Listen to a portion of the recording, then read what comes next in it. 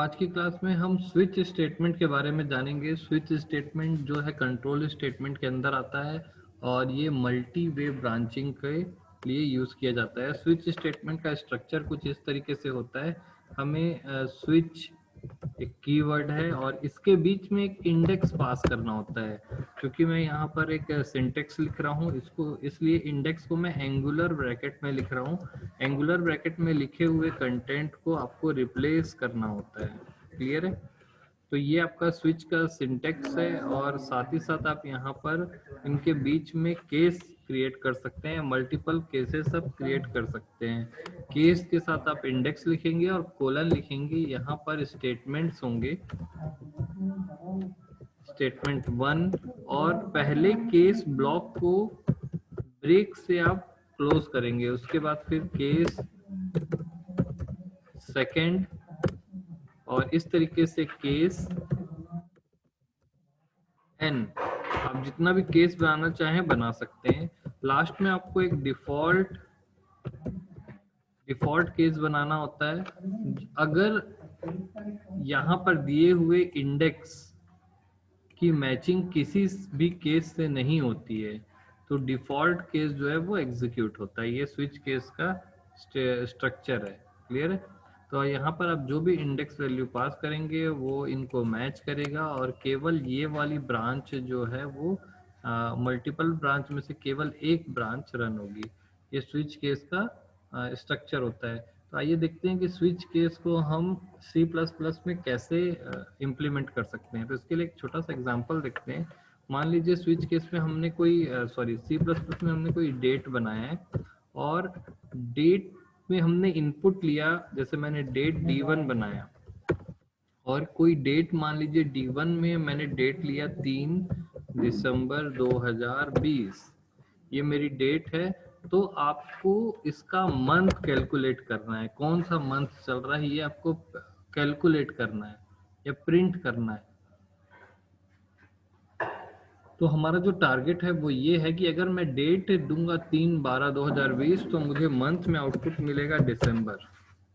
Clear है? तो ये मुझे आउटपुट में चाहिए और ऐसा करने के लिए मैं स्विच केस को इम्प्लीमेंट करूंगा अपने क्लास डेट के अंदर। तो आइए हम C++ की स्क्रीन पर जंप करते हैं और डायरेक्ट वहां पर कोड कर करके स्विच केस के बारे में एग्जीक्यूशन देख लेते हैं। एक सेकंड के लिए आपकी स्क्रीन जो है वो जाएगी क्योंकि हम C++ में स्विच कर रहे हैं।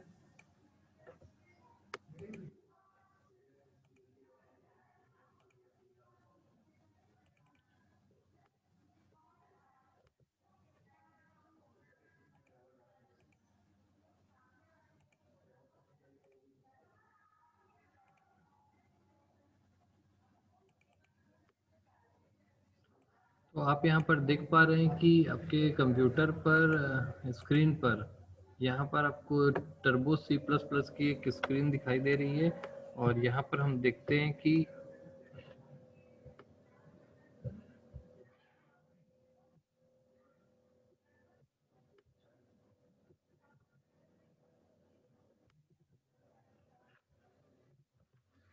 यहाँ पर हम डेट वाली जो क्लास है सेम कोड हम करेंगे। तो चलिए स्टार्ट करते हैं।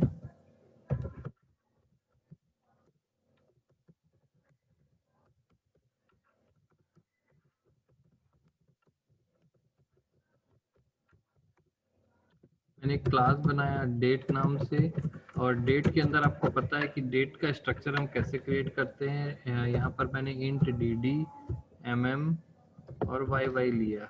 मैं बार बार कोड कर रहा हूँ ताकि आपको याद भी हो जाए ये चीज़। पब्लिक के अंदर मैं सबसे पहले कंस्ट्रक्टर बनाता हूँ। कंस्ट्रक्टर में हम यहाँ पर नॉर्मली उसको डिफ़ॉल्ट वैल्यूज से स्टोर करा देते हैं। डिफ़ॉल्ट जो डेट होगी हमारी dd होगी 1, या मैं 0 कर देता हूँ 0। जो होगा वो भी 0 होगा और yy जो होगा वो भी 0 होगा।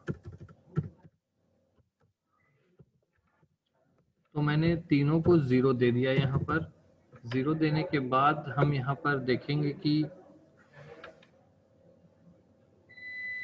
void get date, हम डेट को इनपुट ले रहे हैं। यहाँ पर डेट को इनपुट लेने के लिए हमें फिर से वो कोड करना पड़ेगा। मैं यहाँ पर लिखूंगा cout एंटर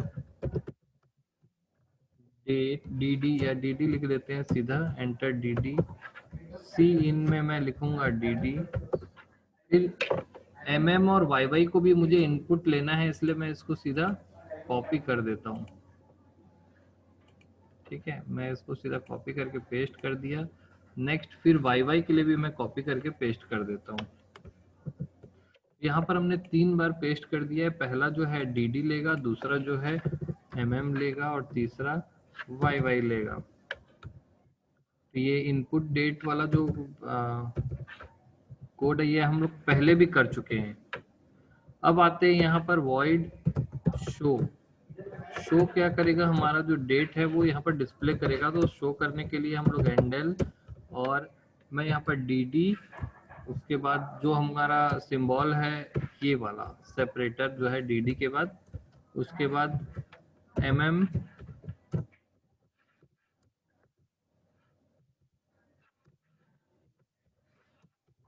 और उसके बाद yy। ये मेरा जो आउटपुट है वो मैंने डेट में दे दिया है। अब सिंपल सी चीज है कि मैं यहाँ पर अभी कुछ भी ओवरलोड वगैरह नहीं कर रहा हूँ, सीधा मैं यहाँ पर void main लिख करके डेट को प्रिंट करा रहा हूँ। ठीक है, डेट को प्रिंट कराने के लिए अभी हमने कोई भी फंक्शन का यूज नहीं किया है, यहाँ पर जो स्विच का यूज नहीं किया है हमने। तो देखिए मैं यहाँ पर डेट का एक ऑब्जेक्ट बनाता हूँ, डेट d1 और d2। मैंने 2 ऑब्जेक्ट बनाए। फिर d1 डॉट गेट डेट, फिर d2 डॉट गेट डेट। मैंने d1 और d2 में गेट किया, उसके बाद d1 डॉट शो और d2 डॉट शो कर दिया, ताकि मुझे 2 डेट यहाँ पर प्रिंट होकर के मिले। क्लियर? तो यहाँ पर मैं एक हैंडल भी लगा देता हूँ ताकि ये क्लियर हो जाए। तो आप यहाँ पर कोड देख सकते हैं, काफी सिंपल कोड है। इसको हम रन करा के देखते हैं। अभी स्विच केस का यूज हमने नहीं किया है, तो पहली डेट में दे रहा हूँ 1 दिसंबर 2020 और दूसरी डेट में दे रहा हूँ 1 नवंबर 2020 और दोनों डेट को मैं यहाँ पर प्रिंट कर दिया। देखिए 1 दिसंबर 2020 और 1 नवंबर 2020।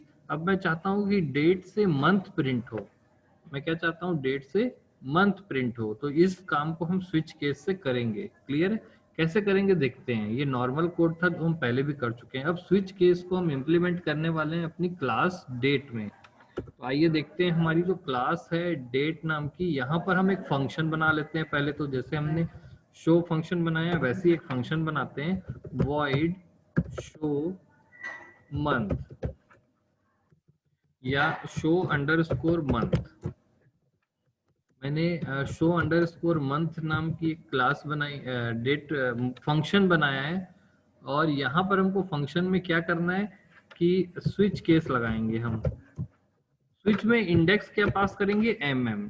जो भी आप मंथ सेट किए हैं, यहाँ पर आया होगा mm में, आपने जो भी मंथ सेट किया होगा नवंबर दिसंबर, वो mm में आ गया होगा। इस mm में उस mm को हम इंडेक्स की तरह यूज कर लेंगे। यहाँ पर देखिए हमने इंडेक्स की तरह उसको यूज कर लिया है और यहाँ पर हम केस क्रिएट करना चालू करते हैं। तो केस 1 में मैंने लिखा सी आउट हैंडल जनवरी, इस तरीके से। और फिर मैंने लिखा ब्रेक। इस तरीके से मुझे 12 केसेस बनाने पड़ेंगे। कितने केसेस बनाने पड़ेंगे, 12। तो हम इसको कॉपी कर लेते हैं और यहाँ पर आके इसको पेस्ट करेंगे। क्लियर है? ऐसा हम इसको 12 बार कॉपी पेस्ट कर सकते हैं। तो इसकी 12 कॉपी क्रिएट कर लेते हैं हम। ये मैंने कॉपी किया और मैंने फिर ये फिर मैंने पेस्ट कर दिया और यहाँ पर फिर एक बार मैं पेस्ट कर रहा हूँ। इस तरीके से ये 6 कॉपी क्रिएट हो गई है और 6 के बाद मैंने इस 6 को कॉपी किया और फिर 12 कॉपी हमारी क्रिएट हो जाएगी और 12 केसेस हम यहाँ पर तुरंत बना चुके हैं। यहाँ पर हमें डिफ़ॉल्ट केस भी बना सकते हैं। पहले हम 12 केसेस को डिफाइन कर देते हैं केस नंबर अगर 2 है, केस 2 है तो सी आउट में आपका आएगा जनवरी के बाद फेब, उसके बाद यहाँ पर हम इसको लाइन से करते जाते हैं, 3 किए, 4 किए, 5 किए,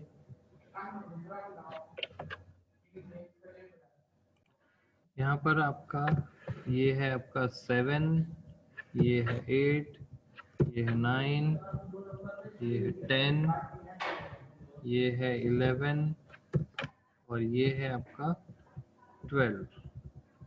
ठीक है, उसके बाद यहाँ पर आपने डिफ़ॉल्ट केस भी क्रिएट कर दिया है और डिफ़ॉल्ट केस में आपने यहाँ पर लिख सकते हो सी आउट एंडल इनवैलिड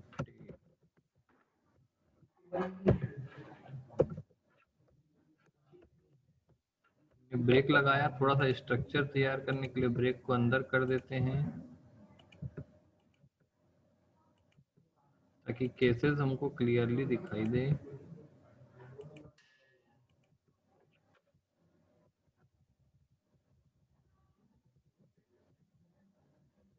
इस तरीके से हमने स्विच केस में ये डिफाइन कर दिया कि कौन कौन से मंथ इंडेक्स में क्या क्या मंथ यहाँ पर आएंगे। तो यहाँ पर 3 में हम डिसाइड कर देते हैं मार्च। आपने ये प्रोग्राम पहले भी सी में बनाया है या किसी और लैंग्वेज में बनाया होगा? Yes sir. मई, जून, जुलाई, अगस्त, सितंबर, अक्टूबर,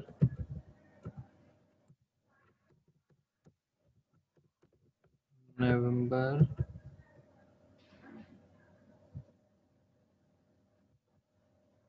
कुछ यहाँ पर एक शायद मिसिंग है।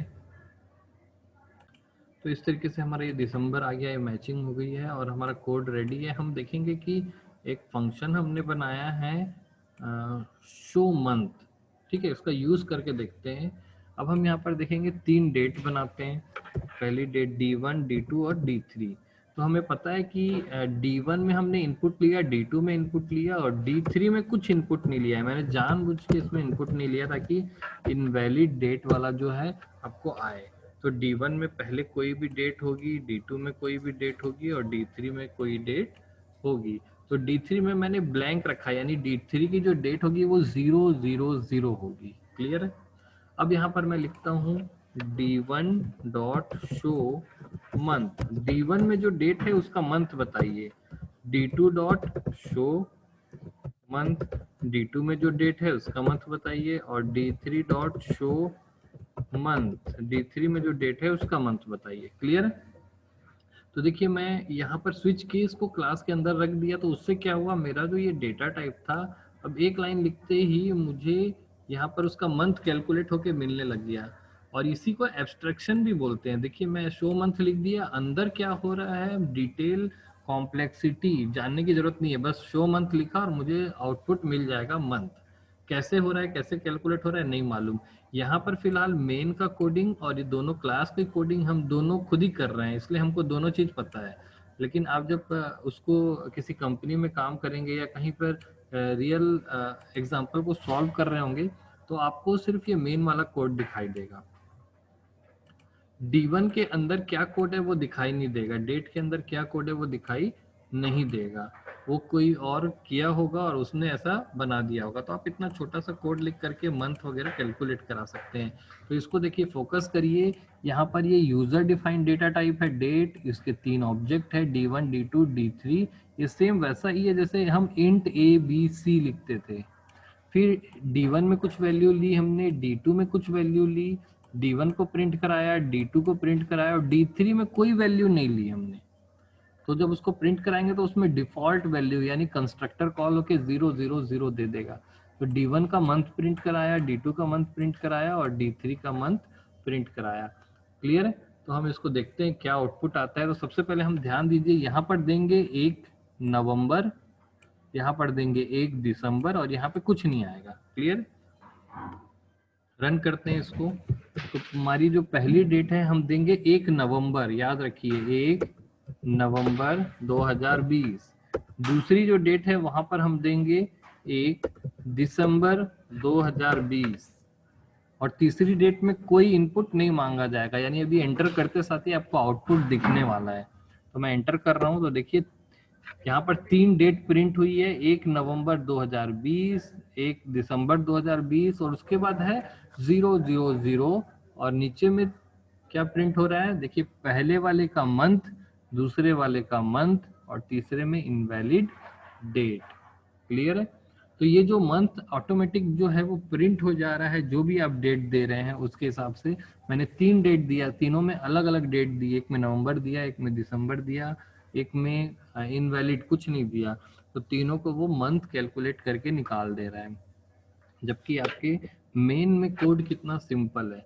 तो हमने स्विच केस को यहाँ पर इम्प्लीमेंट किया है क्लास के अंदर, एक फंक्शन बनाया और उसके अंदर स्विच का कोड एज इट इज वैसे लिख दिया जैसे अपने पुरानी लैंग्वेज में पढ़ा था। इसका सिंटेक्स में कोई भी चेंजेस नहीं है, यहाँ से यहाँ तक कोई भी चेंजेस नहीं है, केवल हमने इसको C++ की क्लास के अंदर एक फंक्शन में लिखा है और इसको हम उस फंक्शन को कॉल करके यूज कर पा रहे हैं। इसी प्रकार से आप सारे loop, do while, for loop, if else, उन सभी टाइप की कंडीशंस को यहाँ पर आप इम्प्लीमेंट कर सकते हैं। कोई एक फंक्शन बनाइए, उसके अंदर वो सारे कोड आपने जो पुरानी लैंग्वेज में पढ़े थे, ऑपरेटर्स, इफ एल्स, सारी चीजों को आप यहाँ पर इम्प्लीमेंट कर सकते हैं। क्लियर? तो आपको इसमें स्विच केस समझ में आ गया होगा। इसमें किसी को कोई डाउट है तो आप लोग पूछ सकते हैं।